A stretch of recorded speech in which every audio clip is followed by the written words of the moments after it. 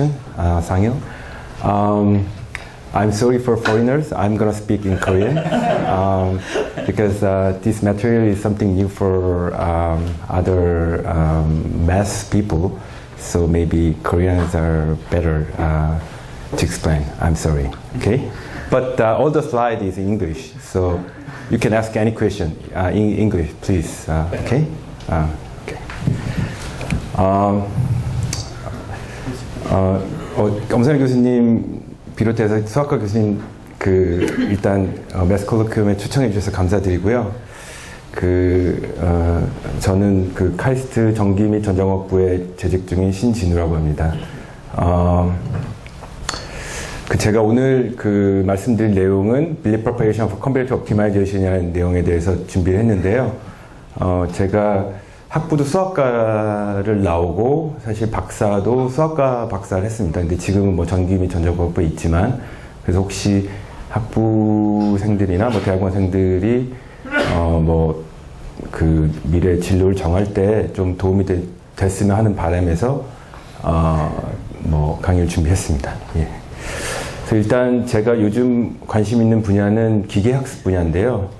왜 기계학습 분야를 연구하다가 이런 연구 주제를 가지고 연구를 하게 됐는지, 모티베이션에 대해서 조금 설명드리고, 어떤 수학 문제를 풀고 있는지 설명드리려고 합니다.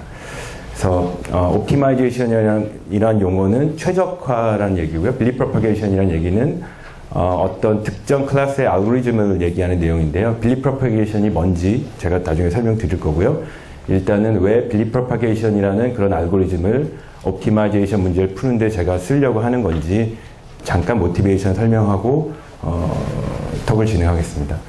그래서 일단 제가 기계학습 연구를 하다 보면 예를 들면은 가장 티피컬한 이그젬플이 스팸 필터링 같은 거 매일 쓰시죠? 그래서 스팸 이메일이 들어왔을 때 결국 이 이메일이 스팸인지 아닌지 이런 거를 판단하는 일들을 기계학습을 이용해서 많이들 하고 있는데요. 프로시저를 보면 기존에 알려져 있는 스팸인 데이터와 스팸이 되지 않는 데이터들, 그러니까 해민 데이터들, 그런 이메일들을 어떤 알고리즘을 돌려서 어떤 모델을 학습합니다. 모델이라는 게 어떤 룰이 될 수도 있고요. 어떤 특정 수학적인 펑션이 될 수도 있고요. 그래서 새로운 이메일이 들어오면 이렇게 학습된 모델을 가지고 이 스팸 이메일이 스팸인지 아닌지 판단하는 이런 프로시저가 어떻게 보면은 머신러닝에서 다 쓰고 있는 하이레벨 프로시저죠. 그래서 여기서 이제 데이터가 소위 말하는 빅데이터고, 데이터가 클 때 가장 보틀넥이 되는 부분이 이 부분입니다. 그래서 데이터를 가지고 뭔가 알고리즘을 돌려서 모델을 학습해야 되는데, 이 과정에서 이제 어떤 큰 대용량 옵티마이제이션 문제가 커먼하게 발생하고요. 그래서 예를 들면은 데이터가 트레이닝 데이터가 너무 크든지 아니면은 모델 파라미터가 최적화해야 되는 파라미터가 클 경우에는 이런 빅데이터 처리를 하는데 가장 보틀렉이 되는 부분이 이런 옵티마이제이션 프로시저가 가장 보틀렉이 되고요. 그래서 저희 모티베이션은 그럼 이런 옵티마이제이션을 어떻게 하면 효율적으로 풀 수 있을까? 이게 제가 이 연구를 시작한 모티베이션이고요. 그래서 크게 보면 옵티마이제이션 연구는 두 그룹으로 나눌 수 있을 것 같습니다. 저 같은 수학자들은 옵티마이제이션 문제를 풀기 위해서, 그러니까 큰 대용량 옵티마이제이션을 풀기 위해서 어떤 알고리즘을 연구하겠죠. 알고리즘 연구하고 그걸 증명하고 수렴한다, 올바른 방향으로 수렴한다, 얼만큼 오래 걸리냐, 이런 게 수학자들이 하는 일이고요. 한마디로 분산 디스트리뷰티드 패러럴 알고리즘을 디자인하고요. 근데 이거를 수학자들이 아무리 디자인했다고 해도 실제 시스템에서 적용하려고 하면은 많은 이슈들이 생깁니다. 여러 가지 갑자기 머신이 페일리어 될 수도 있고, 수학에서는 그런 가정은 별로 안 하거든요. 그래서 그런 여러 가지 시스템적인 이슈를 해결하는 분들이 있고요. 그래서 당연히 이제 이 두 그룹이 서로 인터랙션을 해야 되겠죠. 근데 제가 아무리 수학적으로 뷰티풀한 알고리즘을 디자인해도 시스템 엔지니어 관점에서는 이거는 적용 힘든 거야, 이렇게 얘기해버리면 다시 가야 되고, 그러니까 요 커뮤니케이션이 이제 대용량 옵티마이제이션 연구에 보틀렉이 될 수 있고요. 그래서 이제 사람들이 무슨 짓을 하냐면 이제 수학자들이 편하게 쓸 수 있게 이 시스템 엔지니어들이 소위 말하는 시스템 앱스트랙션이라고 마치 이렇게 이해하시면 될 것 같습니다. 뭐 어셈블리 코드를 작성하지 말고 우리가 뭐 C나 자바나 이런 랭귀지를 우리가 편하게 쓸 수 있죠. 그 뒤 어셈블리 단을 고려하지 않고 마치 시스템 엔지니어들이 그런 레벨의 수학자들이 편하게 그냥 대충 코딩 정도의 레벨로 쓸 수 있게 이렇게 제공해 주는 거를 그 시스템 앱스트랙션이라고 하고요. 이제 수학자들이 보는 건 이 시스템 앱스트랙션이죠. 이 밑에 이슈들은 이제 알아서 이제 시스템 엔지니어들이 잘 처리하도록 이런 앱스트랙션을 디자인하는 거죠. 네, 그래서 예를 들면 이런 시스템 앱스트랙션의 뭐 예들이 뭐가 있냐면 예를 들면 많이 들어보셨을 수 있는데요. 뭐 하둡, 뭐 빅데이터 하면 항상 나오는 하둡 시스템이나 뭐 여기 제가 뭐 아파트 스파크나 요즘에 스파크가 많이 좀 화제가 되고 있는 것 같고요. 뭐 그래프랩이나 뭐 여기 적혀 있는 뭐 맵리듀스나 여기서 적혀 있는 많은 그 시스템 앱스트랙션들을 뭐 데이터 용량이 커지다 보니까 이런 것들 최근에 많은 그 그룹에서 회사에서 많이 이렇게 프로포즈 하고 있고요. 그래서 이거를 편하게 저 같은 수학자들이 쉽게 알고리즘이 나오면 그거를 이제 분산적으로 시스템에 돌릴 수 있게 이렇게 해주고 있고요. 그래서 이게 현재 이런 모티베이션이 있고요. 그래서 제가 타이틀이 있듯이 빌리 프로파게이션 알고리즘을 사용해서 저희 모티베이션은 이런 대용량 옵티마이제이션, 라지 스케일 옵티마이제이션을 푸는 어떤 디스트리뷰티드 패러럴, 그러니까 분산 알고리즘, 병렬 알고리즘을 만드는 게 저희 이 턱에서 목표입니다. 그래서 그러면 뭐 당연한 질문이 왜 빌리 프로파게이션이냐? 뭐 빌리 프로파게이션이 이런 고를 달성하기 위해서 어떤 장점이 있느냐? 물론 제가 아직 빌리 프로파게이션이 뭔지도 설명 안 드렸기 때문에 당연히 뭐 모르실 텐데요. 제가 빌리 프로파게이션이 뭔지는 제가 좀 이따 설명드리겠습니다. 그래서 BP라는 알고리즘은 원래는 1982년도에 그 AI 머신러닝 분야에서 뭐 특정 목적에 의해서 개발이 됐고요. 그리고 이게 리터처를 보면 관심을 받게 된 계기는 1990년도에 다양한 분야, 뭐 에러 커렉팅 코드나 스피치 리코그니션이나 시그널 프로세싱이나 컴퓨터 비전 같은 기계학습 분야나 아니면 인포메이션 시어리나 통신 분야에서 많이 이렇게 쓰이면서 이제 이게 참 좋은 알고리즘이다 이런 컨센서스는 있었습니다. 하지만 이제 BP의 이제 가장 큰 단점이 이게 어떤 증명이 되는 알고리즘은 아니고요. 그냥 휴리스틱하게 쓸 수 있는 알고리즘이요. 근데 휴리스틱하게 쓸 수 있지만 워낙 적용하기가 편하고 워낙 간단한 알고리즘이고 많은 종류의 도메인에 적용할 수 있기 때문에 많이 관심을 가졌었는데요. 특히 제가 이런 시스템 앱스트랙션을 앞에 제가 소개해드렸는데 이런 종류의 다양한 그 분산 시스템에서 아주 쉽게 코딩이 가능합니다. 그러니까 저 같은 사람들이 코딩 잘 못하는 사람들도 쉽게 이런 시스템 앱스트랙션을 사용해서 BP를 사용하면 쉽게 분산 실제 시스템에 돌아가는 그 분산 병렬 알고리즘 디자인할 수 있는 거죠. 그래서 제 가장 관심사, 이 톡의 가장 관심사는 그러면은 언제 어떤 종류의 옵티마이제이션을 이렇게 빌리 프로파게이션을 풀 수 있냐. 다시 말해서 빌리 프로파게이션을 풀 수 있다는 얘기는 분산 병렬 알고리즘이 나오는 거거든요. 그래서 그거를 좀 수학적으로 이해하고자 하는 게 이 웍의 모티베이션이 될 수 있을 것 같습니다. 뭐 질문 있으시면 언제든 중간에 주시면 될 것 같고요. 그래서 뭐 다음 슬라이드에서는 이제 빌리 프로파게이션 알고리즘이 뭔지 그리고 제가 풀고 싶은 옵티마이제이션 문제가 뭔지 설명드리겠습니다. 그래서 이번 통 크게 두 파트가 있을 수 있을 것 같은데요. 첫 번째 파트는 많은 종류의 옵티마이제이션 중에 리니어 프로그래밍, 다시 말해서 미니마이제이션 오브 리니어 오브젝트 W 타임이다. 여기서 X랑 W는 벡터고요.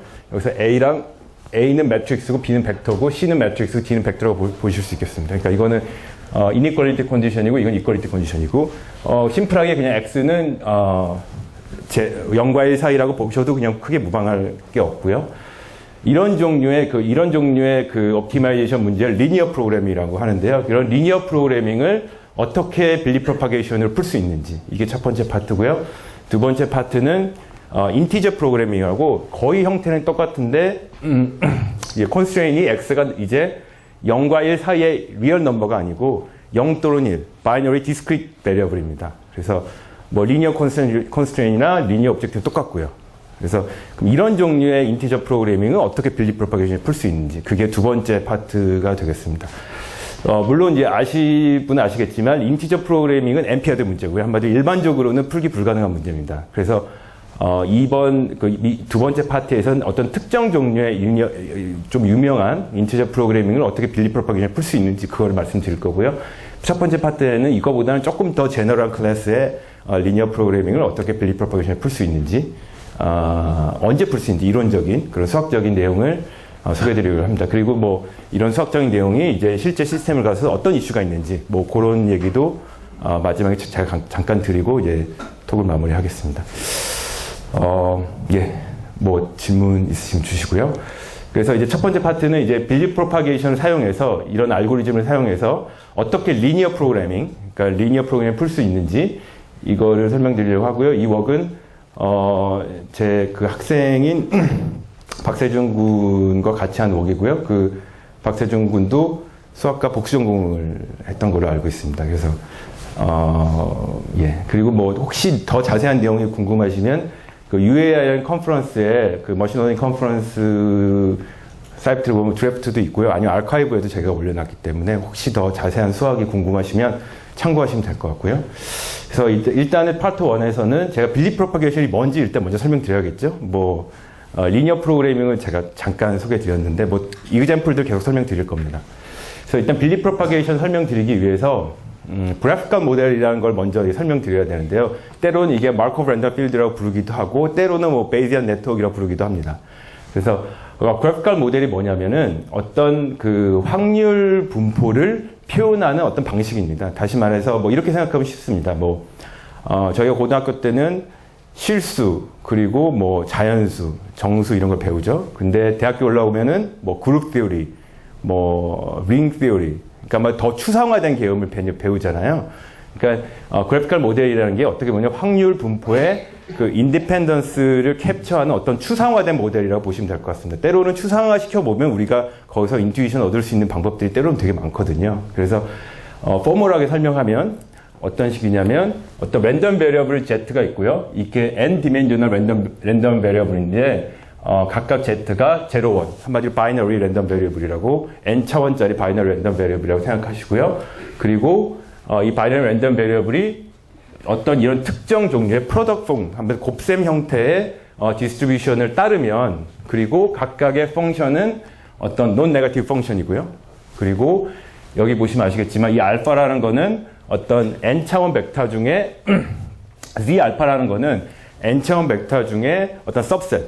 그러니까 각각의 펑션은 n차원짜리 벡터에 다 디펜던트한 게 아니라 그 중에 일부만 디펜던트한 프로덕트 폼을 나타내고요. 그래서 이런 어떤 펑션을 이제 팩터라고 보통 저희가 부르고요. 예, 뭐 이것도 팩터인데 이거는 어떻게 보면은 싱글 베리어블에 디펜던트한 거고요. 이거는 어떻게 보면 멀티플 베리어블에 디펜던트한 이런 형태, 이런 곱셈 형태의 프로포셔널, 그죠? 그러니까 이게 논 네거티브 펑션이기만 하면 이런 확률 분포가 이제 뭐 수학적으로 well defined 되겠죠. 음수만 아니면. 그래서 이런 형태의 어떤 확률 분포가 나한테 주어져 있으면, 그러니까 여기 함수들을 일단 제가 안다고 가정하고요. 이런 형태가 주어져 있으면 뭐 그래피컬 모델이라고 부르기도 하고 마르코프 랜덤 필드라고 부르기도 하고 때로는 그냥 마르코프 네트워크라고 부르기도 합니다. 그래서 근데 마르코프 이렇게 랜덤 왜 이런 식으로 표현하는 게 왜 뭐가 도대체 유용해서 이런 식으로 표현하느냐? 왜 이런 식으로 이제 확률 분포를 이렇게 곱셈 형태로 표현하는 이유는 예를 들어서 이런 확률 분포가 주어져 있으면 이 위에 이제 각각의 그 함수에 해당하는 노드고요. 이건 각각의 베리어블에 해당하는 노드입니다.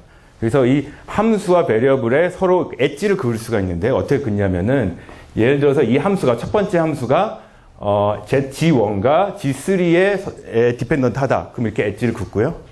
보시면 아시겠지만 첫 번째 함수가 G1과 G3를 받죠. 그죠?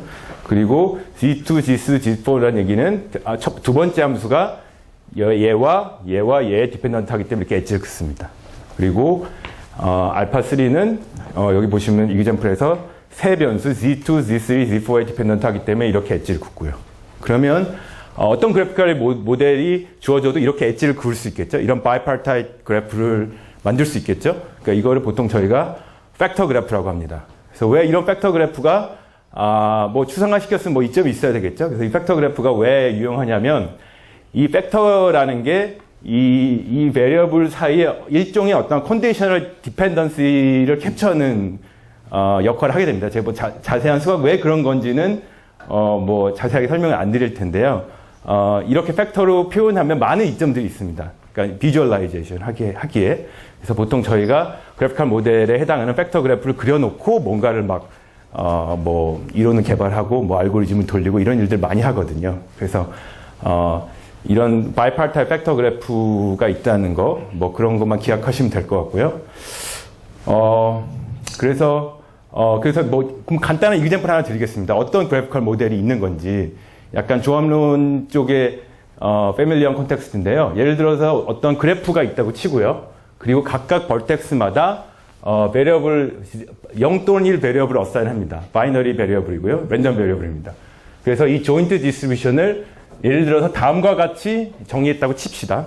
예를 들어서 치면 어떤 인터프리테이션이 가능하냐면 물론 이거 그래피컬 모델이겠죠? 왜냐면은 특정 어떤 곱셈 형태로 나타냈으니까. 그리고 프로포셔널 하니까. 그러면 보시면 아시겠지만 엣지가 엣지에 해당하는 함수가 하나씩 있는 겁니다. 그러면은 보시면 아시겠지만 G1과 Gj가 1이면 1 빼기 1이니까 0이 되겠죠. 그 얘기 뭐냐면은 이 probability가 언제 0이 되냐면 두 개의 엣지가 있어서 그 엣지에 있는 벌텍스의 베리어블 둘 다 1이면 이 확률이 0이 됩니다. 그렇지 않으면은 0보다 크겠죠. 그렇죠? 그 얘기 뭐냐면은 이 확률 분포가 뭐를 디파인 하는 거냐면 이 그래프의 인디펜던트 셋의 디스트리뷰션을 디파인 합니다. 인디펜던트 셋이라는 거는 때로는 수학과에서 스테이블 셋이라고도 불리고요.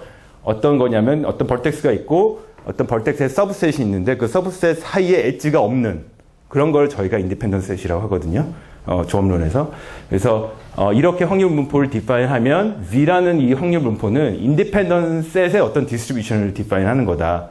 뭐 이렇게 볼 수도 있는 거죠. 예. 그래서 보통 그래피컬 모델 어플리케이션에서 뭐 그래피컬 모델이 머신러닝에서 처음 이렇게 관심을 가졌던 이유가 이런 많은 어플리케이션들이 있습니다. 많은 어플리케이션에서 그래피컬 모델로 이렇게 모델링을 한 다음에 가장 많이 일어나는 그 컴퓨테이셔널 태스크가 maximum a priority라는 맵이라는 태스크입니다. 다시 말해서 이 확률 분포를 일단 저희가 이렇게 표현했으면 이 확률 분포를 맥시마이제이션 하는 어사이먼트를 찾는 거죠. 그죠? 근데 이걸 보통 저희가 맵 컴퓨테이션이라고 하고요. 근데 당연히 이 문제가 그냥 나이브하게 접근하는 거는 매우 어려워 보입니다. 왜냐면은 이걸 찾아야 되는 도메인이 0 또는 1의 n승, 2의 n승만큼의 초이스가 있거든요. 그걸 일일이 다 트라이 해보고 이걸 이발리에이션해서 맥시멈을 구하는 것은 사실 불가능하고요. 현실적으로 2의 n승으로 늘어나기 때문에 n이 100만 돼도 100까지는 뭐 컴퓨터 계산할 수 있는 n이 1000만 돼도 계산하기 힘든 거죠. 그죠? 그래서 이런 맵을 계산해야 되는 문제가 많이 프랙티컬 어플리케이션에 일어나고 있고요. 그래서 당연히 사람들이 이걸 연구했겠죠. 저만 연구하는 게 아니라. 그래서 일반적으로는 NP-hard 문제가 되고요. 계산이 불가능 문제가 됩니다. 왜냐하면 여기만 보시면 아시겠지만 여기서 맵 문제는 뭐냐면 이 그래피컬 모델에서 이 맵 문제는 다시 말해서 maximum size independent set을 찾는 문제거든요. 그 문제는 이제 이미 30년 전에 NP-hard라는 게 널리 알려져 있기 때문에 일반적으로는 NP-hard 문제입니다. 그래서 근데 사실 NP-hard 문제라고 실제 사람들이 그 NP-hard 문제가 우리 못 풀어 이러진 않거든요. 어떻게든 NP-hard 문제지만 어떻게든 이걸 푸는 휴리스틱을 한번 개발해보자. 수학적으로 증명할 수 없지만 그런 연구들이 있었습니다. 그 중에 가장 대표적인 연구가 빌리 프로파게이션이고요. 그래서 빌리 프로파게이션 알고리즘은 다시 말해서 이걸 계산하는 휴리스틱입니다. 휴리스틱이라는 얘기는 때로는 동작하기도 하고 때로는 동작하지도 않는 거죠.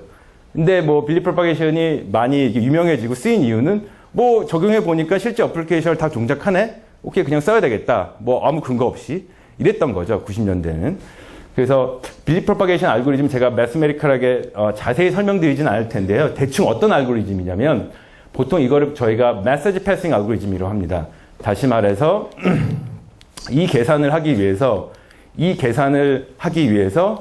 팩터 그래프, 제가 설명드린 팩터 그래프에서 이 노드와 이 서로 노드들이 서로 메시지를 주고 받고 일정 이상 계속 이터레이션을 돌면서 어느 순간 디시전을 내는 그런 알고리즘입니다. 그래서 물론 메시지가 어떤 형태로 계산되냐 뭐 이런 폼이 있는데요. 뭐 이런 수학적인 폼은 별로 그렇게 오늘 통해서 별로 중요하진 않고요. 이게 뭐 하지만 팩터 그래프에서 일어나는 메시지 패싱, 한마디로 분산 알고리즘이다. 뭐 이렇게만 일단은 이해하시고 넘어가셔도 크게 톡을 듣는데 지장이 없으실 것 같고요. 그럼 언제 이게 동작하고 언제 동작하지 않냐? 당연히 그런 질문을, 수학적인 질문을 할 수 있겠죠. 만약에 팩터 그래프가 트리 같은 경우에는 이게 동작한다, 이게 정확하게 맵을 계산할 수 있다는 게 쉽게 증명이 됩니다. 그래서 어떤 마르코브 랜덤 필드나 이런 관련 빌리 프로퍼게이션 관련 렉처를 들으면 항상 이걸 증명하거든요. 그래서 언더라인 그래프가 트리인 같은 경우, 그러니까 사이클이 없는 경우, 이런 경우는 항상 동작을 하고요. 근데 만약에 사이클이 있는 경우, 이게 루피 케이스, 그러니까 루피 그래피컬 모델, 그러니까 사이클이 있는 경우에는 이제 동작을 할 때도 있고 안 할 때도 있는데 이론적으로는 모르는 거죠, 그죠? 근데 실제로 대부분의 어플리케이션이 트리인 어플리케이션 거의 없습니다. 트리인 어플리케이션 거의 없고요. 대부분의 어플리케이션이 루피 케이스이기 때문에, 사이클이 있는 케이스이기 때문에 당연히 이제 사이클이 있는 경우에도 사람들이 왜 빌리 프로퍼게이션 동작을 하는지, 언제 동작을 하는지 관심이 있었겠죠, 저 말고도. 그래서 그런 연구들이 이제 있어 왔고요. 그래서 심지어 사이클이 있을 때도 적용을 해 봤더니 잘 동작을 합니다. 그러니까 뭐 때로는 동작을 안 할 때도 있지만 대부분의 어플리케이션에서 잘 동작을 해서, 그러니까 물론 이거는 증명된 사실은 아니지만 잘 동작을 해서 이제 관심을 가졌던 거죠. 그리고 이제 BP의 가장 큰 장점은 구현하기가 엄청 쉽습니다. 그래서 물론 이 메시지 형태는 복잡한 것처럼 보이지만 실제 구현을 하겠다고 달려들면 엄청 쉽거든요. 그래서 구현하기가 엄청 쉽고, 그리고 패러럴 디스트리뷰티드가 되고, 그리고 뭐 실제로 적용해봤더니 리얼 월드 프로블럼에서 잘 동작을 하니까 당연히 사람들이 이거를 수학적으로 분석하는 연구를 했겠죠, 그죠? 왜 BP가 이렇게 잘 동작을 하는지. 그래서 뭐 대부분 90년대 웍들은 이론적인 연구라기보다는 BP를 적용했더니 잘 되더라, 이런 어플리케이션 연구들이 많고요.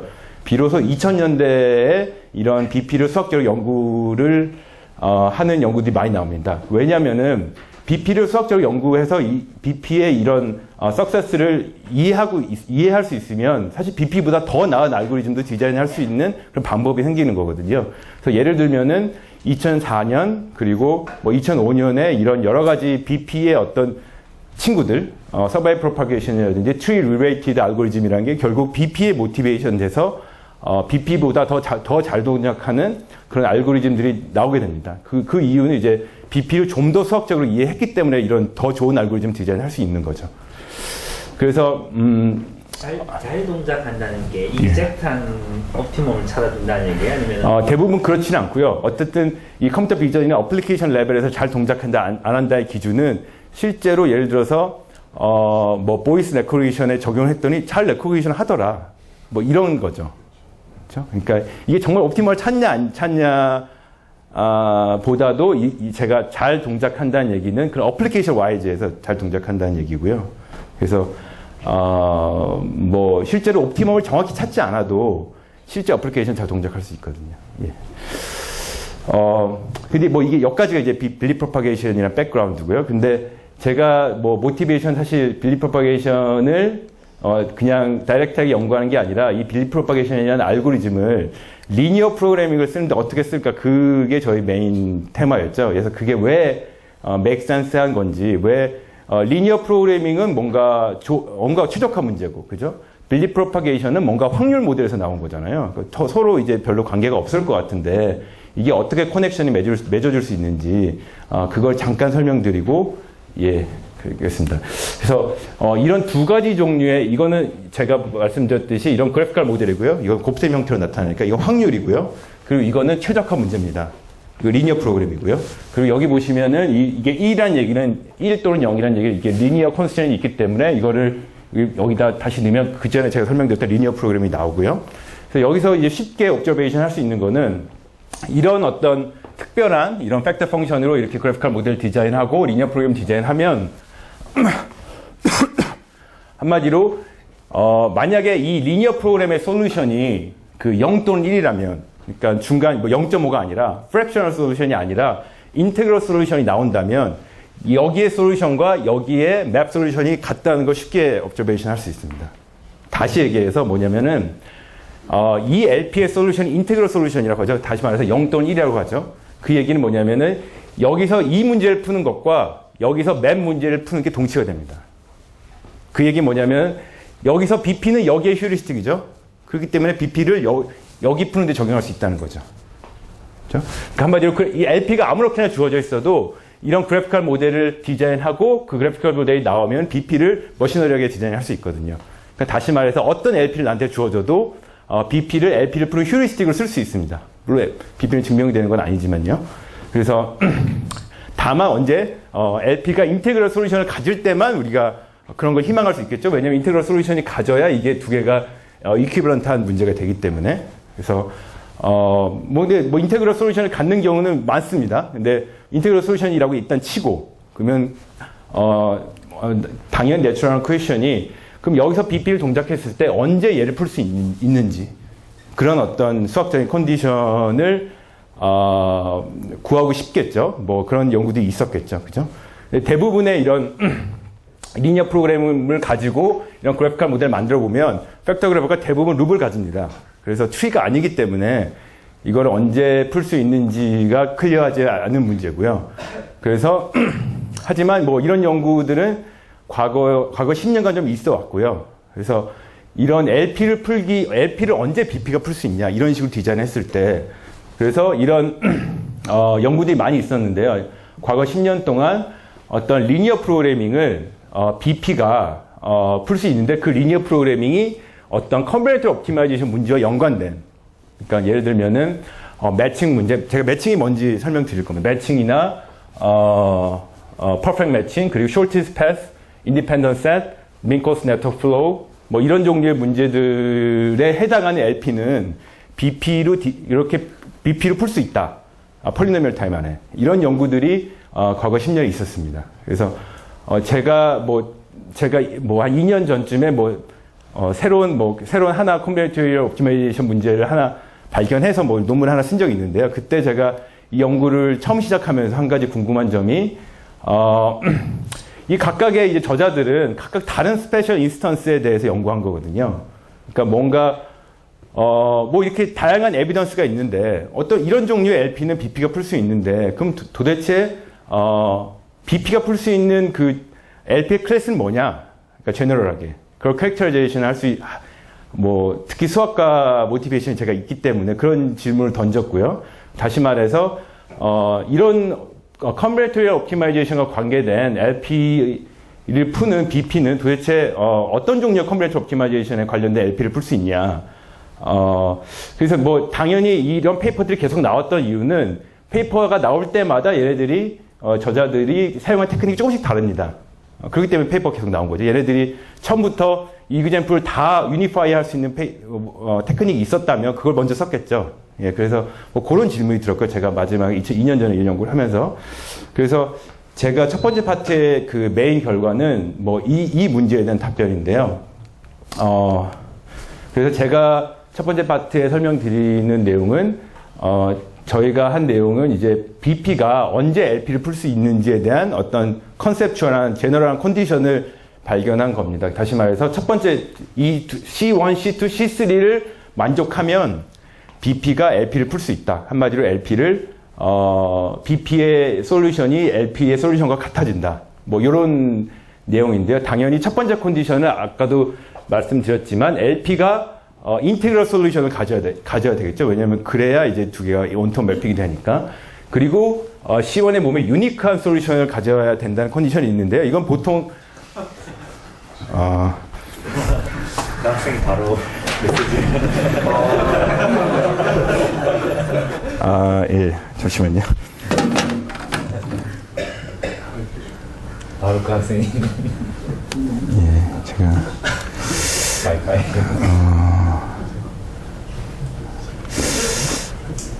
일단, 예, 죄송합니다. 그래서, 유니크한 솔루션을 가져야 되는 컨스트레인이 있긴 있는데, 이건 보통 쉽습니다. 왜냐면, 그, 웨이트에 일종의 약간 랜덤 노이즈를 주면, 유니크한 솔루션을 개런티하는 건 어렵지 않거든요. 그래서 두 번째 컨디션도 체크하기 되게 쉽습니다. 그냥 어떻게 보시면 돼요. 그래피컬 모델에서 베리어블이 팩터에 최대 2개까지 몰려 있다. 그 얘기는 그 아까 팩터 그래프에서 이쪽 디그리가 atmos2 뭐 그런 컨디션이 하나 있고요. C3는 약간 좀 테크니컬한 컨디션이긴 한데 뭐 제가 좀 이따 뭐 이거를 제가 자세히 설명드리진 않을 것 같고요. 제가 드리고 싶은 말씀은 C3가 이제 조금 테크니컬하긴 한데 만약에 LP가 주어져 있으면 되게 쉽게 체크할 수 있습니다. 그래서 뭐 그렇고요. 그래서 그리고 이제 당연히 컨버지 한다는 얘기는 당연히 컨버전스 타임에도 관심이 있겠죠. 이게 뭐 엄청난 많은 시간이 걸려서 컨버전하는 거 의미가 없으니까. 그래서 근데 만약에 그 각각의 그 LP의 constraint matrix의 엔트리가 0이나 -1이나 1이면 그 어떤 그 리니어 타임 컨버전스도 보장이 되고요. 그 얘기는 뭐냐면 베리어블 개수가 n개면 컨버지 스피드는 n 정도 된다는 거. 근데 대부분의 이제 combinatorial optimization에서 나오는 LP들이 다 이런 LP입니다. 그래서 제가 이그젬플도 설명드릴 거고요. 그리고 뭐 오케이. 그래서 제가 뭐 C1, C2, C3를 만족하면 오케이. BP가 LP를 풀 수 있다. 뭐 이런 theorem을 하나 뭐 증명을 했는데 근데 이게 당연히 이용을 하려면 이런 컨디션이 정말 하드한 컨디션이 아니어야겠죠. 이런 컨디션이 정말 많은 종류의 LP를 만족을 해야 이게 뭐 가치가 있는 거죠. 그러니까 너무 만족하기 힘든 컨디션을 내놓고 뭐 좋은 게 동작한다 이러면 아무 의미가 없으니까요. 그래서 다음 슬라이드에서는 어떤 종류의 리니어 프로그래밍이 이런 세 가지 컨디션을 만족하는지 그거에 대한 이그젬플을 몇 개 드리겠습니다. BP가 컨버지한다는 게 무슨 말이죠? 죄송합니다. BP가 이렇게 이터레이티브 알고리즘이거든요. 계속 반복되는 알고리즘이기 때문에 반복을 시키면 한 오더 오브 n 정도의 이터레이션이 가면 LP의 솔루션을 아웃풋을 낸다는 거죠. 예. 좋은 질문인 것 같아요. 예. 혹시 그러면 다른 알고리즘 속도랑 비교하면 어떻게 되는 건가요? LP 프로그램 푸는 티피컬한 솔루션. 당연히 이게 훨씬 빠르죠. 왜냐면 티피컬한 LP를 풀 때는 보통 n의 4.5승인가? 그런 뭐 일립소이드 메소드나 심플렉스 메소드나 뭐 인테리어 포인트 메소드를 이론적으로 그냥 나이브하게 적용하면 n의 4.5승입니다. 그러니까 당연히 저희는 스페셜한 LP를 보고 있기 때문에 당연히 그거보다는 좋아야 되겠죠. 그죠? 예. 여기서 베리어블이 atmos2 팩터라는 게 그 각각 베리어블이 컨스트레인트 2개까지만 그쵸. 예. 그래서 그런 이그젬플을 제가 좀 설명드리려고 합니다. 팩터가 많아지면 안 된다는 결과는 아니에요. 그쵸. 예, 그거 안 된다는 결과는 아니고요. if and only if는 아니고 if라는 거죠. 근데 이게 뭐 때로 너무 harsh한 컨디션 아니냐 이렇게 질문하실 수 있잖아요. 뭐 그렇진 않습니다. 예. 그래서 그 이그젬플 좀 설명드리려고 다음 이그젬플 좀 준비했고요. 그래서 가장 티피컬한 이그젬플이 shortest path 문제입니다. 한마디로 그래프가 주어져 있고 소스와 데스티네이션이 있고 그 소스에서 데스티네이션으로 가는 가장 최적의 경로, 가장 작은 혹시 뭐 알고리즘 클래스나 데이터 스트럭처 클래스를 들었으면은 뭐 다이젝트럴 알고리즘인지 이런 거 혹시 배우시죠? 예, 그런 shortest path 문제를 보면은 이런 어떤 LP 포뮬레이션으로 포뮬레이션 할 수 있습니다. 리니어 프로그램 포뮬레이션으로. 그리고 이 리니어 프로그램 포뮬레이션이 항상 인테그럴 솔루션을 갖는다는 거 사실도 이제 널리 알려져 있습니다. 이미 오래전에. 그래서 당연히 이런 그 뭐 여기 보면 S가 소스고요. V가 데스티네이션, T가 데스티네이션이고 소스일 때는 인디그리, 아웃디그리 차이가 뭐 0이 이게 아닐 땐 0이고 소스일 때는 1이고 데스티네이션 마이너스 1이겠죠. 그죠? 그러니까 이 X랑 이 X2라는 건 0 또는 1이고. 그죠?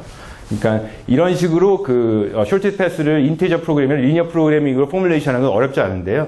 그 리니어 프로그래밍 포뮬레이션 하면 더 좋은 게 뭐냐면은 이 솔루션이 항상 0 또는 1로 나오기 때문에 다시 말해서 그냥 커머셜한 LP 솔버를 갖다 들이밀어도 shortest path를 풀 수 있는 거죠. 다이젝트 알고리즘 굳이 안 써도. 근데 물론 그러진 않겠죠. 현실적으로. 왜냐하면 다이젝트 알고리즘이 엄청 빠르니까. 그죠? 근데 이런 어떤 LP를 가지고 그래피컬 모델을 만들어 보고 이 솔루션을 맵 솔루션으로 매핑을 시켜보면 쉽게 저희가 말한 C2와 C3를 만족하는 걸 쉽게 알 수 있습니다. 그리고 방금 엄상 교수님 말씀하셨지만 이런 경우에는 variable이 atmos 그 컨스트레인트 걸리는 2가 되거든요. 그죠? 예, 그거는 뭐 그런 원리에서 C2가 만족이 되고요. 예, 그래서 솔루션이 유니크하다는 보장은 없잖아요. 그건 쉽습니다. 왜냐면 W에다가 W가 예를 들어 인티저라고 치죠. W가 인티저면 W에다 약간 작은 양의 랜덤 노이즈를 주면 됩니다. 예, 그러면 솔루션이 바뀌지 않는 상태에서 옵티멀 솔루션 중에 하나를 진짜 옵티멀로 만들고 나머지를 세컨드로 밀어버리는 거죠. 그런 식의 테크닉은 크게 어렵지 않기 때문에 제가 유니크니스 이슈는 뭐 크게 얘기하지 않는 이유가 그거는 프랙티컬하게 어렵지 않기 때문에 예. 하지만 뭐 당연히 이제 좋은 질문이시고요. 예. 오케이 근데 이런 이그램플은 이미 오래전에 7년 전에 누가 증명해놨습니다. 그러니까 저는 단지 이거를 뭔가 유니파이드 된 그런 시스템을 정리하고 그거의 스페셜 케이스라 증명을 한 거고요. 이미 숄티스 패스를 BP를 풀 수 있다는 얘기는 이미 알려져 있고요. 예. 그리고 그 다음에 소개해드릴 문제는 그 미니멈 웨이트 매칭, 퍼펙트 매칭이라는 그 컨버터 옵티마이제이션 문제인데요. 이건 아마 알고리즘 클래스에서 다루지 않을 겁니다. 하지만 그 컨버터 옵티마이제이션은 되게 유명한 문제고요. 어떤 그래프가 있을 때 이 그래프에서 퍼펙트 매칭을 찾는 문제입니다. 퍼펙트 매칭이라는 게 뭐냐면 엣지의 서브셋인데 각각의 버텍스가 하나의 엣지만 어사인 된 거. 다시 말해서 이런 블루, 그린, 레드 엣지들이 퍼펙트 매칭이 되는 거죠. 왜냐하면 얘와 얘가 매칭이 되고 얘와 얘가 매칭이 되고 얘가 매칭이 되고 얘가 매칭이 되니까 이것도 어떤 다른 종류의 매칭이죠. 얘가 얘랑 매칭이 되고 얘가 얘랑 매칭이 되고 얘가 얘랑 매칭이 되고 얘가 얘랑 매칭이 되고 이런 종류의 매칭이 엄청 많겠죠. 그죠? 엄청 많은데 미니멈 웨이트라는 얘기는 각각의 엣지마다 웨이트가 있고요. 그거를 미니마이제이션 하는 그런 매칭을 찾는 문제입니다. 미니멈 퍼펙트 매칭 문제는 사실 그 컴퓨터 사이언스에서 조금 좀 히스토리컬하게 좀 역사가 있는데요. 그게 뭐냐면은 이제 이게 1960년도에 어떤 분이 이 문제를 폴리노미얼 탐에 풀 수 있다. 그 에드먼즈라는 사람이 그런 걸 그런 알고리즘 개발을 했는데요. 사실 그 전에 그 시대 1950년대나 1940년대에는 저희가 다루고 있는 알고리즘들이 대부분 그리디 알고리즘이나 다이나믹 프로그래밍이나 아니면 숄티스 패스를 푸는 다이젝스트 알고리즘도 결국은 다이나믹 프로그래밍이거든요. 그 정도 레벨의 알고리즘을 저희가 보고 있다가 60년도에 이분이 그런 종류와 전혀 다른 새로운 타입의 알고리즘을 들고 나옵니다. 이 문제에 대해서. 그분이 이 문제에 대해서 그런 알고리즘을 들고 나오기 전까지는 이 문제가 되게 어려운 문제라고 사람들이 생각하고 있었거든요. 그래서 이렇게 어려워 보이는 문제도 폴리노미얼 탐에 풀 수 있는, 이렇게 잘 스마트하게 디자인하면 폴리노미얼 탐에 풀 수 있구나. 그런 역사가 있고요. 그때부터 아마 P는 NP라는 문제가 사람들이 이게 트리비얼 퀘스천이 아니구나. 정말 NP처럼 보이는 문제도 폴리노미얼 탐에 풀 수 있구나. 뭐 그런 약간 그 히스토리컬한 역사가 있는 문제고요. 그래서 근데 제 모티베이션은 오케이. 그러면 이런 문제가 있을 때 이 문제를 이런 LP 형태로 저희가 포뮬레이션을 시킬 수 있습니다. 근데 여기서 약간 주의하셔야 될 거는 여기 보시면 알겠지만 X2라는 게 베리어블이 엣지가 선택되면 1이고요. 선택이 안 되면 0인데 이거는 이제 매칭이니 퍼펙트 매칭이니까 디그리가 1이어야 되겠죠. 그걸 나타내는 거고요. 그리고 X가 0에서 1. 원래는 이게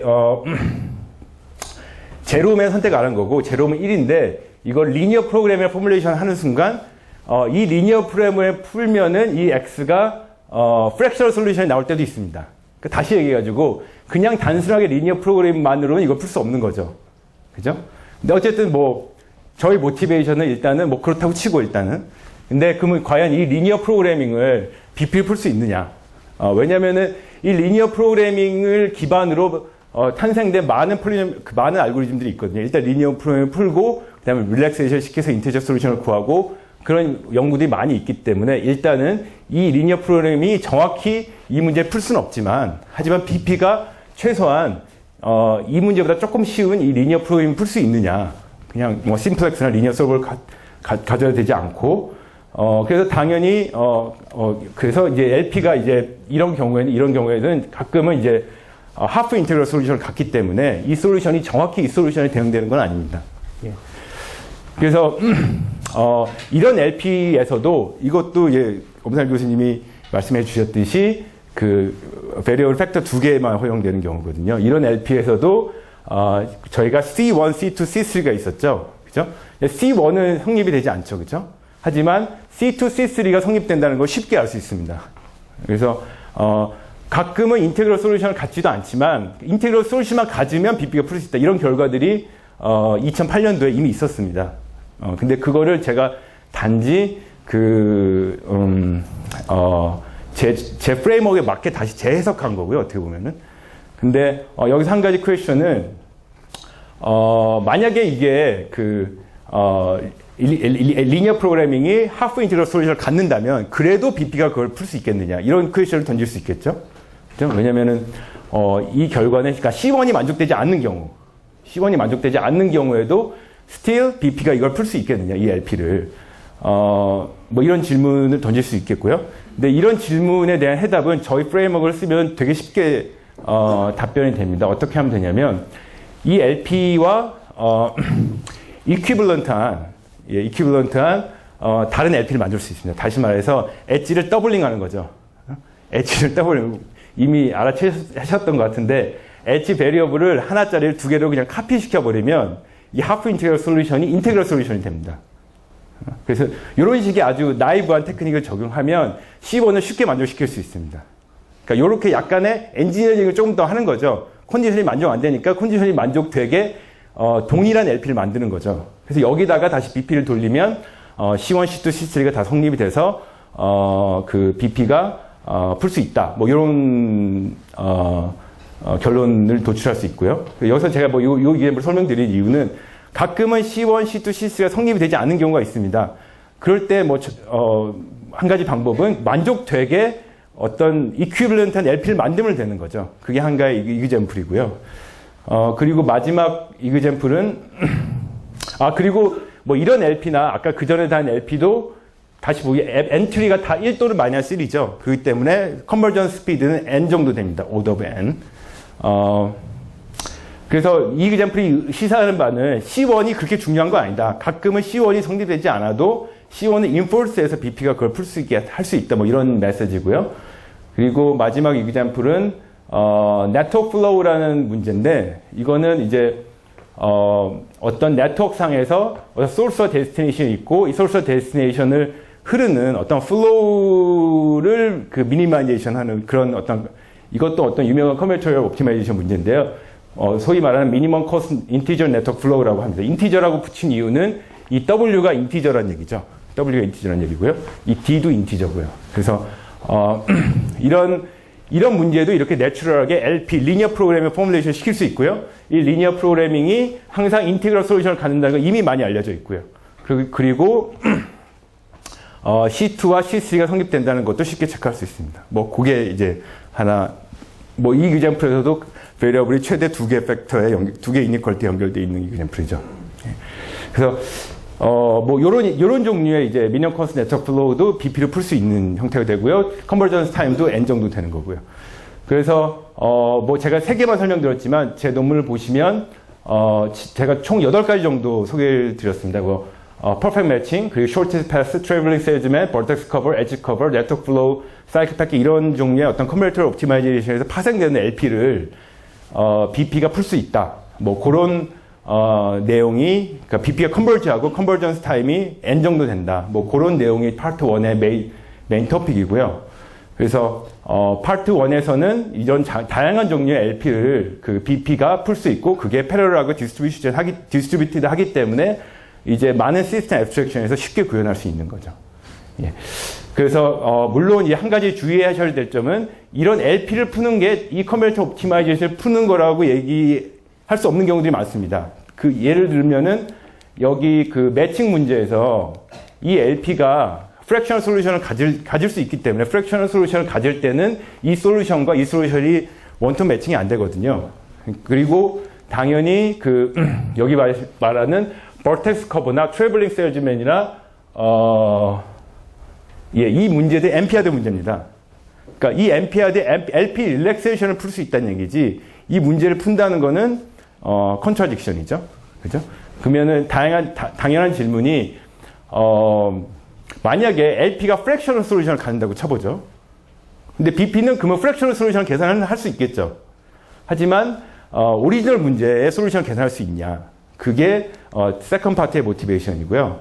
다시 얘기해가지고 LP 릴렉세이션이 타이트하지 않는 경우, 다시 프랙셔널 솔루션을 갖는 경우에는 BP는 죽어도 깨나도 LP까지는 가지만 LP 이상을 가지 못하거든요. 그래서 그럴 때도 still BP를 가지고 어떤 컨베이터 옵티마이제이션 문제 풀 수 있느냐. 그게 이제 세컨드 파트의 메인 토픽이고요.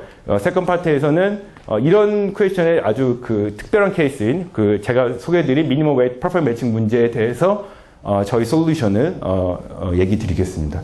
그래서 두 번째 파트는 그 미니멈 웨이트 퍼펙트 매칭을 정확하게 푸는 LP 릴렉세이션을 푸는 게 아니라 그거의 인티저 프로그래밍을 푸는 그런 BP 알고리즘이고요.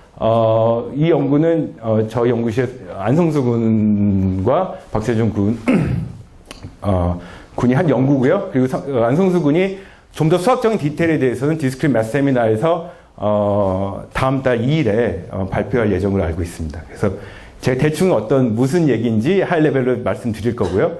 디테일한 테크니컬한 수학적인 매스는 안성수 군이 발표를 할 테니까 뭐 관심이 혹시 있으시면 들어가 주시면 좋을 것 같고요. 그래서 제가 다시 미니멈 웨이트 퍼펙트 매칭 문제가 뭔지 다시 리마인드 시켜드리면요. 그래프가 있을 때 매칭의 웨이트를 미니마이제이션하는 매칭을 찾는 문제죠. 그래서 이 문제가 그전에는 이게 x가 0 또는 1이었죠. 근데 x를 예를 들어서 0과 1 둘 중에 하나로 바이너리로 두면 정확히 이 인티저 프로그래밍이 솔루션이 정확히 이 문제의 솔루션과 일치하게 됩니다. 근데 이제 이건 더 이상 LP가 아니죠. 인티저 프로그래밍이잖아요. 그래서 인티저 프로그래밍 일반적으로는 폴리노미널을 풀 수 없습니다. 인티저 프로그래밍은 엠페어드 문제고요. 그러면 당연히 사람들이 이 문제를 인티저 프로그래밍이지만 아주 스페셜 인티저 프로그래밍이잖아요. 그래서 이걸 어떻게 폴리노미널 타임에 풀지 연구를 했겠죠. 그게 이제 에드먼즈라고 제가 1960년도에 그 수학자이자 컴퓨터 사이언스인 그분이 발견한 알고리즘이에요. 그 백그라운드에서 제가 잠깐 설명드리고 제가 개발한 알고리즘 설명드리려고 합니다. 그래서 보통 이런 인티저 프로그래밍을 풀 때 가장 많이 하는 프로세스가 인티저 프로그래밍은 풀기 어려우니까 이거를 그와 아주 비슷한 LP로 릴렉세이션 시킵니다. 근데 당연히 그럼 LP는 풀 수 있거든요. LP는 그 LP 솔버가 많이 있으니까. 그런 다음에 다시 이 솔루션을 가져와 가지고 다시 이 솔루션을 복원하는 뭐 그런 일들 많이 하거든요. 근데 여기서 가장 큰 문제는 이 LP가 프랙셔널 솔루션을 갖고 인티저 솔루션을 갖지 않습니다. 그러니까 가끔은 X 베리어블이 바이너리, 하프로 나오는 거죠. 그래서 그게 가장 큰 문제고요. 그러면은 물론 저희 모티베이션은 이런 BP를 가지고 이걸 풀 수 있을까? 물론 제가 BP를 가지고 이걸 풀 수 있다는 얘기는 했죠. 그죠? 하지만 BP를 가지고 이걸 풀 수 있는지는 아직 언클리어하고요. 더 넓게 얘기해서 당연히 이건 저만 내린 문제는 아니고 당연히 그 에드먼즈라는 사람도 어떻게 하면 LP를 가지고 이걸 풀 수 있을까? 이런 고민을 했겠죠. 왜냐하면 이게 프랙셔널 솔루션을 가지니까. 그렇죠? 왜냐하면 만약에 이런 LP가 있다면 만약에 정말 릴렉세이션 했는데 프랙셔널 솔루션이 아니라 인티그럴 솔루션이 나오는 LP가 있다면 제가 첫 번째 파트를 이용해서 BP를 가지고 그 LP를 푸는 BP를 만들어 보는 트라이를 할 수 있겠죠. 그죠? 그래서 에드먼즈라는 사람이 이제 당연히 그분이 던졌던 질문은 이런 LP 릴렉세이션 말고 더 좋은 LP 릴렉세이션이 있느냐. 다시 얘기해서 이 LP랑 이 IP가 같아지는 그런 다른 종류의 LP 릴렉세이션이 있는가를 당연히 연구했을 거고요. 그리고 그분이 다음과 같은 LP를 제안합니다. 여기 보시면 알겠지만 그전 LP랑 거의 비슷한데요. 컨스트레인이 이렇게 하나 더 추가된 거고요. 이 S라는 거는 어떤 벌텍스의 every odd set에 대해서 이런 컨스트레인을 더 추가합니다. 이런 컨스트레인을 추가하게 되면은 이 LP는 항상 인티저 솔루션을 갖게 되거든요. 그렇기 때문에 이 LP를 풀 수 있으면 이 RP를 풀 수 있는 거죠. 근데 여기에 어떤 크리티컬한 이슈가 있습니다. 왜냐하면 이 인테그럴 그 컨디션 개수가 너무 많은 거죠. 왜냐하면은 이 컨디션 자체가 수학적인 의미가 있지만 이 컨디션 자체가 모든 오드 사이클에 대해서 이 컨스트레인을 하나씩 추가해야 되거든요.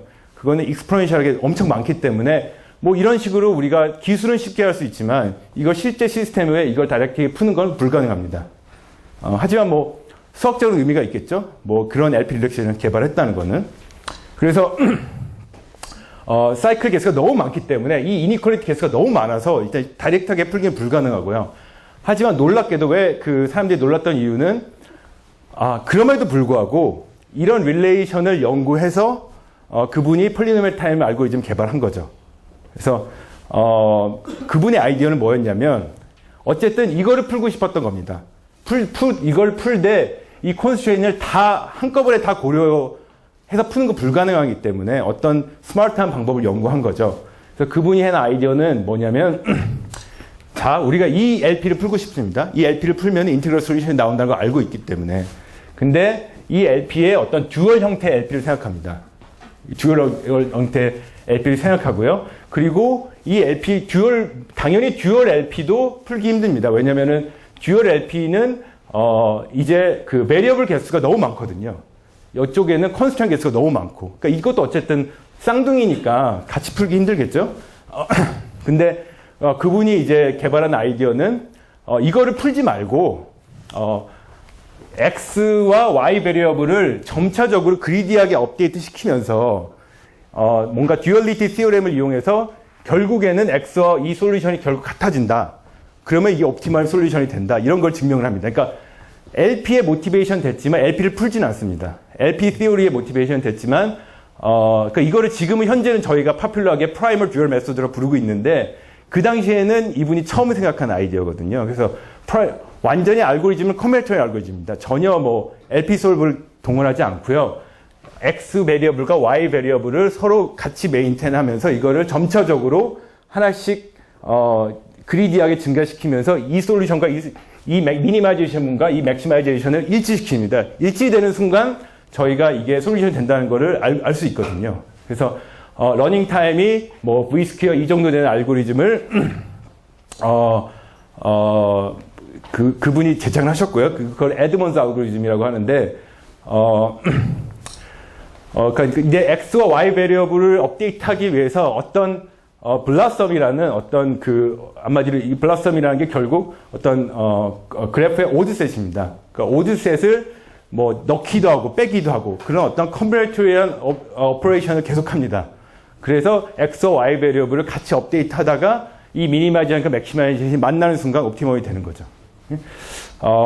근데 이분이 제작한 알고리즘 자체가 사실은 뭐 그렇게 간단한 알고리즘, 구현하기 간단한 알고리즘은 아니거든요. 여러 가지 구현적인 이슈가 있습니다.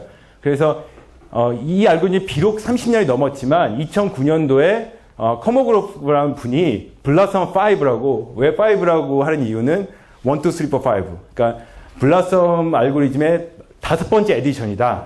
그래서 이게 제일 빠르다. 이렇게 논문을 씁니다. 그러니까 현재는 블라썸 5라는 알고리즘이 이런 문제를 푸는 미니멈 퍼펙트 매칭 문제를 푸는데 가장 빠른 알고리즘이라는 게 알려져 있고요. 그래서 그러니까 여러 가지 구현적인 이슈도 있고 뭐 그래서 이제 불과 5년 전에도 이런 논문이 있었고요.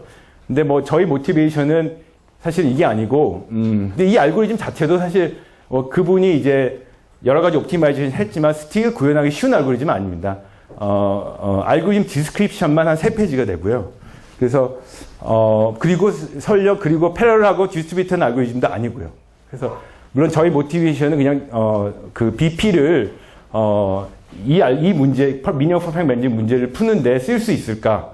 그리고 블라썸 5보다 더 빠른 알고리즘을 디자인할 수 있을까? 한마디로 블라썸 6를 디자인할 수 있을까? 뭐 그게 저희 모티베이션이고요. 그래서 그게 제가 두 번째 파트에서 한 메인 컨트리뷰션이고요. 이런 에드먼스 알고리즘을 BP를 사용해서 패럴라이제이션 할 수 있을까? 그게 제 모티베이션이었고요. 왜냐면은 그러면 라지 스케일 매칭 문제를 풀 수 있기 때문에.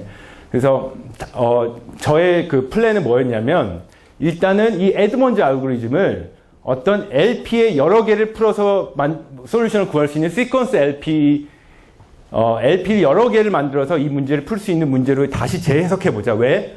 파트 1에서 LP는 BP를 풀 수 있다는 연구는 제가 했으니까요. 그죠? 만약에 이 에드먼즈 블라썸 알고리즘을 하나의 LP가 아니라 여러 개의 LP를 사용해서 종합적으로 풀 수 있다면, 그럼 각각의 LP를 BP가 풀 수 있다면, 그럼 BP 알고리즘이 되는 거잖아요. 그죠? 근데 뭐 당연히 이 문제가 워낙 유명한 문제이기 때문에 이 문제를 LP를 여러 개를 가지고 풀 수 있는 연구는 저 말고도 연구 결과가 있었습니다. 그래서 2012년도에 어떤 커팅 플레인 메소드라고 LP를 여러 개를 써서 이 문제를 풀 수 있다. 이런 연구가 2012년도에 있었는데요. 근데 당연히 제가 이 연구를 시작할 때 이 논문을 봤겠죠. 근데 이 LP들은 너무 복잡해서 BP를 풀 수가 없더라고요. 그죠? 그럼 당연히 이 LP보다 훨씬 더 간단한 LP를 만들어야 BP를 풀 수 있다는 희망을 가질 수 있거든요. 그래서 그러면 첫 번째 질문이 어떻게 하면 더 간단한 LP를 가지고 이 BP를 이 문제를 풀 수 있을까?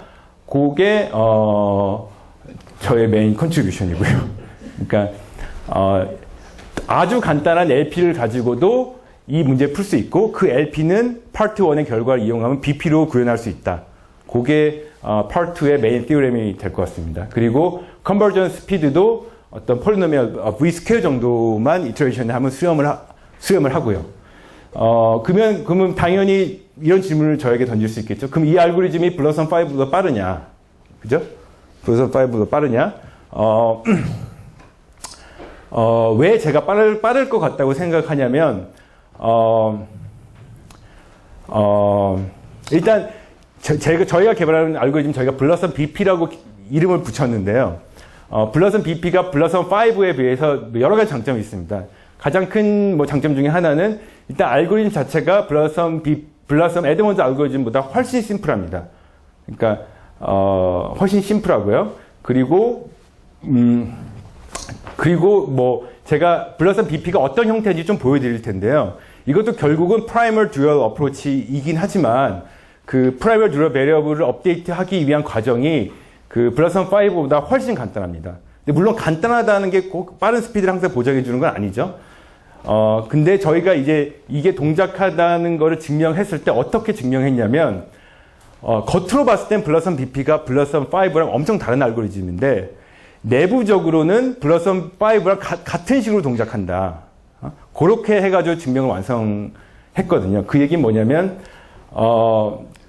블러썸 BP는 내부적으로는 어떤 그 블러썸 5의 스페셜한 버전이고, 그리고 블러썸 5의 많은 오퍼레이션을 BP로 한 방으로 처리를 한다는 거를 증명 과정에서 저희가 발견을 했기 때문에 실제로도 저희가 이게 대용량 문제에 대해서는 빠를 거라고 생각하고 있습니다. 그래서 일단 여기까지는 이론적인 결과고요. 그리고 실제적인 구현이나 이런 것도 저희가 지금 하고 있고요. 예. 그래서 일단 알고리즘이 대충 어떻게 돌아가는지 하이 레벨로 잠깐 설명드리면요. 어떤 파라미터를 메인테인 하고요.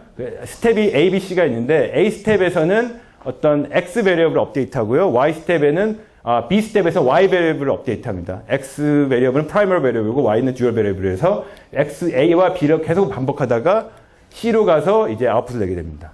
그래서 이 디테일은 그게 중요하지 않고요. 여기서 제가 말씀드릴 거는 근데 이게 컴플리트 디스크립션입니다. 그래서 블러썸 5 알고리즘보다 훨씬 간단하고요. 그리고 이제 A 스텝에서 이런 리니어 프로그래밍을 푸는 과정이 있습니다. 근데 이 리니어 프로그래밍이 거의 그 매칭과 비슷한 리니어 프로그래밍이거든요. 그래서 파트 1의 결과를 사용하면 이 리니어 프로그래밍을 BP를 풀 수 있다는 것을 쉽게 보일 수 있습니다. 그래서 이 파트를 BP로 해결할 수 있고, 그리고 이 파트는 그렇게 어려운 스텝이 아니거든요. 그래서 이 A, B를 왔다 갔다 하다가 N 정도 스텝이 되면 C 스텝으로 가서 아웃풋을 하면 이게 항상 이 문제를 풀 수 있다. 요런 증명을 한 거고요. 그래서 증명 과정에서 어떤 게 등장하냐면, 결국은 저희가 증명한 거는 뭐냐면, 이런 블러썸 BP라는 알고리즘이 블러썸 5랑 결국 같은 알고리즘이다. 겉으로는 달라 보이지만, 다시 얘기해서, 블러썸 5를 보면 프라이멀과 듀얼을 업데이트하기 위해서 이런 아주 복잡한 어떤 컨버터리얼 오퍼레이션을 하거든요. grow, shrink, augment, expand, grow라는 어떤 약간 조합론적인 그 작업을 합니다. 근데 저희가 이제 증명 과정에서 발견했던 거는, 결국 블러썸 BP도 이런 과정을 하는데, BP가 이런, shrink, grow, shrink, 이런 augment, 이런, 블러썸 BP의 많은 스텝을 한 방에 뛰어넘는. 그러니까 결론은 같은데, 이제 시퀀스는 같은데, 하나의 BP로 이렇게 점프할 수 있는. 그죠? 그러니까 이런 과정을 일일이 하지 않고 그냥, 복잡한 데이터 스트럭처를 메인테인하지 않고도 BP로 한 방에 점프할 수 있는 거죠. 그렇게 이제, 그래서 BP가 동작한다. 그렇게 증명을, 했기 때문에 실제로도, 블러썸 BP가 더 빠를 거라고 저희 생각하고요. 물론 패러라이제이션 하기도 쉽고 BP로 구현했기 때문에 구현하기도 훨씬 쉽습니다. 예. 그래서 뭐 이 증명 과정에 대한 자세한 내용은 그 12월 2일 날 안성수 군이 발표를 할 예정이고요. 그래서 혹시 관심이 있으시면 근데 수학 하시는 분들도 그 블러썸 알고리즘을 어떻게 LP로 재해석할까라는 질문은 뭐 많이 던졌습니다. 그건 워낙 유명한 알고리즘이기 때문에.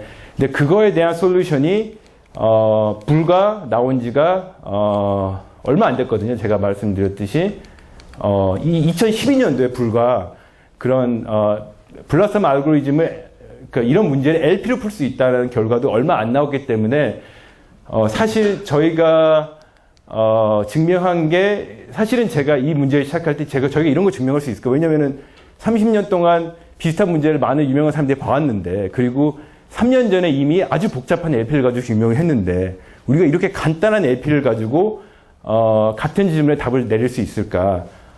그런 점에서 제가 약간 이게 된다는 사실에 처음에는 잘 느끼지가 않았었습니다. 솔직히 말해서. 그리고 실제로 그 아시는 분한테도 왜 이런 거를 사람들이 연구를 안 했는지, 실제로 물어보기도 했고요. 예. 그런 면에서는 아마 그런 관점에서 안성수 군의 톡을 들어주시면 재미있을 것 같고요. 그래서, 제가 시간에 대해서 이제 결론을 내리면, 제가 안성수 군과 박세준 학생과 연구한 내용은 이제 BP를 가지고 어떻게 보면 컨버레이터 옵티마이제이션에 일어나는 인티저 프로그램과 리니어 프로그램을 풀 수 있을까? 이런 수학적인 연구들을 했었고요. 그리고 왜냐하면 BP가 휴리스틱 알고리즘이기 때문에 증명이 되지 않는 알고리즘이기 때문에 그거에 대한 어떤 일종의 수학적인 에비던스를 주고 싶었고요. 그래서 이런 연구를 하다 보면은 더 좋은 어떤 알고리즘도 디자인할 수 있는 모티베이션이 되기 때문에 연구를 시작한 거고요. 그래서 이론적으로 오케이, 다 좋은데 이거 실제로 BP를 돌려보면 물론 폴리노미얼하게 컨버진을 하지만 가끔은 이 수렴 속도가 너무 느린 경우가 있습니다. 컨스턴트가 엄청 큰 거죠. 그리고 만약에 수렴하지 않으면 심지어 피지블한 솔루션도 내뱉지 못하게 되는 그런 경우가 있습니다. 그래서 이게 실제로 수학적으로는 뷰티풀하지만 실제로 프랙티컬하게 이거를 옵티마이제이션 문제에 적용하다 보면 여러 가지 이슈들이 있는데요. 그런 프랙티컬 이슈를 해결하기 위해서 뭔가 BP의 컨버전스를 부스팅하는 테크닉이 필요하고요. 그리고 BP가 솔루션을 냈을 때 이게 솔루션이 피지블하지 않으면 그걸 피지블하게 만드는 라운딩 스킴이 필요하고요.